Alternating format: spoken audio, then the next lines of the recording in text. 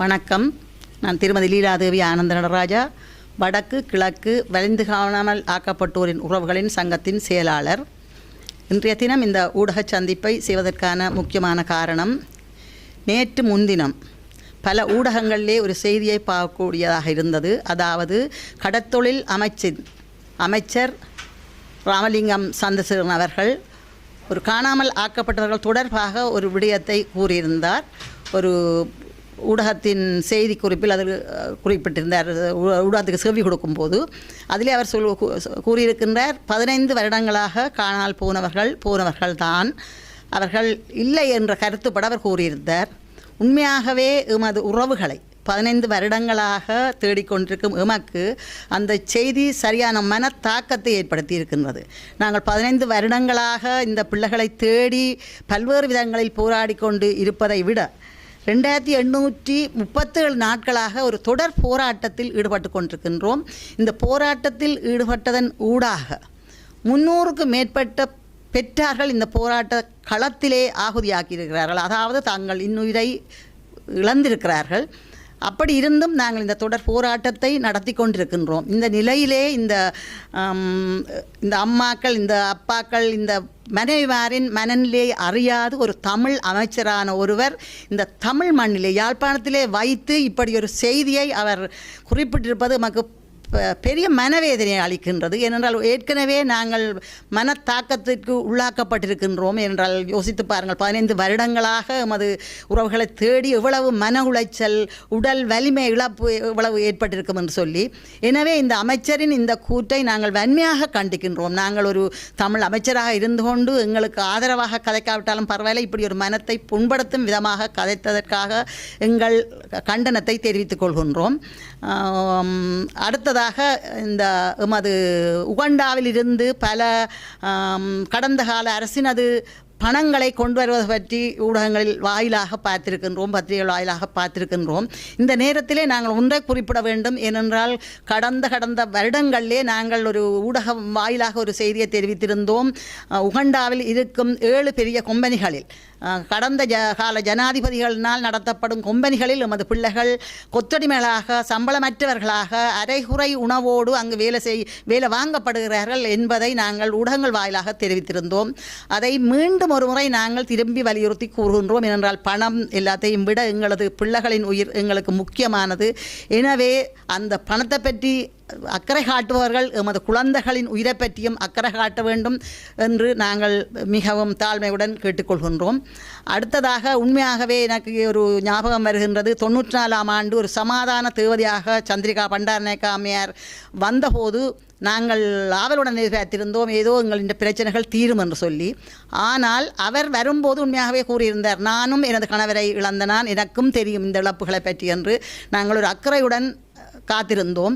ஆனால் அவரை அதை செய்ய விடாமல் சூழ இருந்த பலர் இனத்துவசத்தை கக்கி அவரை எதுவுமே செய்ய விடாமல் இறுதியிலே நாங்கள் செம்மணியிலே 800க்கும் மேற்பட்டவர்களை இழந்ததும் பல துயர சம்பவங்களை அடைந்ததும் தான் மிச்சம்.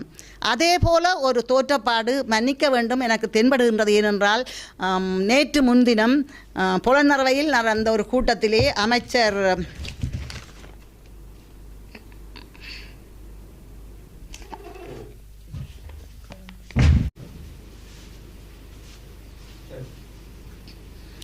வணக்கம். நான் திருமதி லீலாதேவி ஆனந்த நடராஜா, வடக்கு கிழக்கு வலிந்து காணாமல் ஆக்கப்பட்டோரின் உறவுகளின் சங்கத்தின் செயலாளர். இன்றைய தினம் இந்த ஊடக சந்திப்பை செய்வதற்கான முக்கியமான காரணம், நேற்று முன்தினம் பல ஊடகங்களிலே ஒரு செய்தியை பார்க்கக்கூடியதாக இருந்தது. அதாவது கடத்தொழில் அமைச்சர் ராமலிங்கம் சந்திரசேகரன் அவர்கள் ஒரு காணாமல் ஆக்கப்பட்டவர்கள் தொடர்பாக ஒரு விடயத்தை கூறியிருந்தார். ஒரு ஊடகத்தின் செய்தி குறிப்பில் அதில் குறிப்பிட்டிருந்தார். ஊடகத்துக்கு செவி கொடுக்கும்போது அதிலே அவர் கூறியிருக்கின்றார், 15 வருடங்களாக காணால் போனவர்கள் தான், அவர்கள் இல்லை என்ற கருத்துப்பட அவர் கூறியிருந்தார். உண்மையாகவே எமது உறவுகளை 15 வருடங்களாக தேடிக்கொண்டிருக்கும் எமக்கு அந்த செய்தி சரியான மனத்தாக்கத்தை ஏற்படுத்தி இருக்கின்றது. நாங்கள் 15 வருடங்களாக இந்த பிள்ளைகளை தேடி பல்வேறு விதங்களில் போராடி கொண்டு இருப்பதை விட 2837 நாட்களாக ஒரு தொடர் போராட்டத்தில் ஈடுபட்டு கொண்டிருக்கின்றோம். இந்த போராட்டத்தில் ஈடுபட்டதன் ஊடாக 300க்கும் மேற்பட்ட பெற்றார்கள் இந்த போராட்ட களத்திலே ஆகுதியாக்கியிருக்கிறார்கள். அதாவது தாங்கள் இன்னுயிரை இழந்திருக்கிறார்கள். அப்படி இருந்தும் நாங்கள் இந்த தொடர் போராட்டத்தை நடத்தி கொண்டிருக்கின்றோம். இந்த நிலையிலே இந்த அம்மாக்கள், இந்த அப்பாக்கள், இந்த மனைவிமாரின் மனநிலையை அறியாது ஒரு தமிழ் அமைச்சரான ஒருவர் இந்த தமிழ் மண்ணிலே யாழ்ப்பாணத்திலே வைத்து இப்படி ஒரு செய்தியை அவர் குறிப்பிட்டிருப்பது நமக்கு பெரிய மனவேதனையை அளிக்கின்றது. ஏனென்றால் ஏற்கனவே நாங்கள் மனத்தாக்கத்திற்கு உள்ளாக்கப்பட்டிருக்கின்றோம். என்றால் யோசித்து பாருங்கள், 15 வருடங்களாக எமது உறவுகளை தேடி எவ்வளவு மன உளைச்சல், உடல் வலிமை இழப்பு எவ்வளவு ஏற்பட்டிருக்கும் என்று சொல்லி. எனவே இந்த அமைச்சரின் இந்த கூற்றை நாங்கள் வன்மையாக கண்டிக்கின்றோம். நாங்கள் ஒரு தமிழ் அமைச்சராக இருந்து கொண்டு எங்களுக்கு ஆதரவாக கதைக்காவிட்டாலும் பரவாயில்லை, இப்படி ஒரு மனத்தை புண்படுத்தும் விதமாக கதைத்ததற்காக எங்கள் கண்டனத்தை தெரிவித்துக் கொள்கின்றோம். அடுத்ததாக இந்த எமது உகண்டாவில் இருந்து பல கடந்த கால அரசினது பணங்களை கொண்டு வருவது பற்றி ஊடகங்களில் வாயிலாக பார்த்திருக்கின்றோம், பத்திரிகைகள் வாயிலாக பார்த்திருக்கின்றோம். இந்த நேரத்திலே நாங்கள் ஒன்றை குறிப்பிட வேண்டும். ஏனென்றால் கடந்த வருடங்களிலே நாங்கள் ஒரு ஊடகம் வாயிலாக ஒரு செய்தியை தெரிவித்திருந்தோம். உகண்டாவில் இருக்கும் 7 பெரிய கம்பெனிகளில் கடந்த கால ஜனாதிபதிகளினால் நடத்தப்படும் கம்பெனிகளில் எமது பிள்ளைகள் கொத்தடிமைகளாக, சம்பளமற்றவர்களாக, அரைகுறை உணவோடு அங்கு வேலை வாங்கப்படுகிறார்கள் என்பதை நாங்கள் ஊடகங்கள் வாயிலாக தெரிவித்திருந்தோம். அதை மீண்டும் ஒரு முறை நாங்கள் திரும்பி வலியுறுத்தி கூறுகின்றோம். ஏனென்றால் பணம் எல்லாத்தையும் விட எங்களது பிள்ளைகளின் உயிர் எங்களுக்கு முக்கியமானது. எனவே அந்த பணத்தை பற்றி அக்கறை காட்டுபவர்கள் எமது குழந்தைகளின் உயிரை பற்றியும் அக்கறை காட்ட வேண்டும் என்று நாங்கள் மிகவும் தாழ்மையுடன் கேட்டுக்கொள்கின்றோம். அடுத்ததாக உண்மையாகவே எனக்கு ஒரு ஞாபகம் வருகின்றது. 94ஆம் ஆண்டு ஒரு சமாதான தேவதையாக சந்திரிகா பண்டாரநாயக்கா அம்மையார் வந்தபோது நாங்கள் ஆவலுடன் எதிர்பார்த்திருந்தோம் ஏதோ எங்களின் பிரச்சனைகள் தீரும் என்று சொல்லி. ஆனால் அவர் வரும்போது உண்மையாகவே கூறியிருந்தார், நானும் எனது கணவரை இழந்த நான், எனக்கும் தெரியும் இந்த இழப்புகளை பற்றி என்று. நாங்கள் ஒரு அக்கறையுடன் காத்திருந்தோம். ஆனால் அவரை அதை செய்ய விடாமல் பலர், சூழ இருந்த பலர் இனத்துவசத்தை காக்கி அவரை எதுவுமே செய்ய விடாமல் இறுதியிலே நாங்கள் செம்மணியிலே 800க்கும் மேற்பட்டவர்களை இழந்ததும் பல துயர சம்பவங்களை அடைந்ததும் தான் மிச்சம். அதே போல ஒரு தோற்றப்பாடு மன்னிக்க வேண்டும் எனக்கு தென்படுகின்றது. ஏனென்றால் நேற்று முன்தினம் புலனறுவையில் நடந்த ஒரு கூட்டத்திலே அமைச்சர்